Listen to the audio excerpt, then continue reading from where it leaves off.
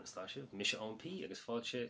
isteach chuig Leabhar-mheas agus an tachtain seo nó an lá seo nó péird ba mar a caint faoi STEALL nó STEALL tá coppla agrán agam is iris litrathe nua gaige na hAlban atá tá sé an ó bhí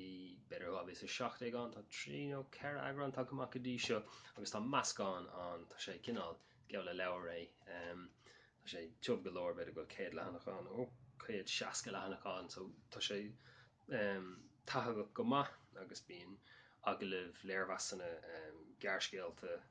analíse giotaí as leabhar éagsúla agus PCS drámaí beidir uaireanta agus ailt acadúla tá rud amháin fi le hainns go mórlam tá Tim tá leabhar nó uairscéal nua Tim Armstrong sin a fear scríg cuan dómh dríseach an chéad uairscéal fiction óíochta lán ada in gaige na hAlban agus tá sé sin a chur an chéad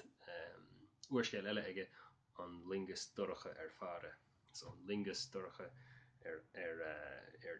imlín in is spéir nó péird amachtar a chéile agus cad eile tá idir go alt tá deara go háling sin ceanú is má haíon lom tá sé cinál lom agus bíon dahamháin go mór an tosaigh an agus chuann sé an Gaeilge nó gaige an hAlban i láthair meach uair nua nuálach agus uaireanta níos sin mar bhíon so is maith a le héad a bheith ann tá rud amháin ar leithan go mórlam ceann den hagráin agus sin alt le Neil ó Gallagher sealadh Jalan J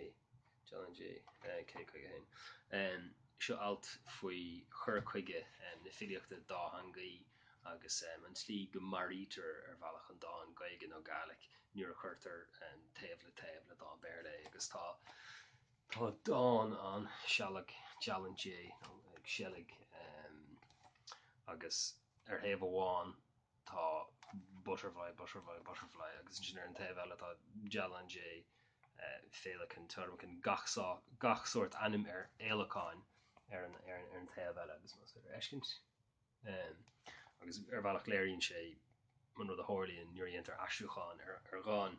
agus tá aiste tábhachtach an tábhachtach ige an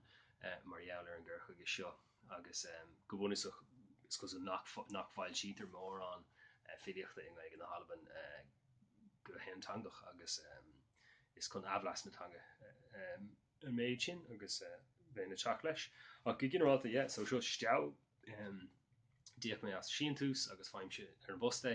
agus brasás leis sú go mór leis an géad dhiota eile den lingus doracha ar ara agus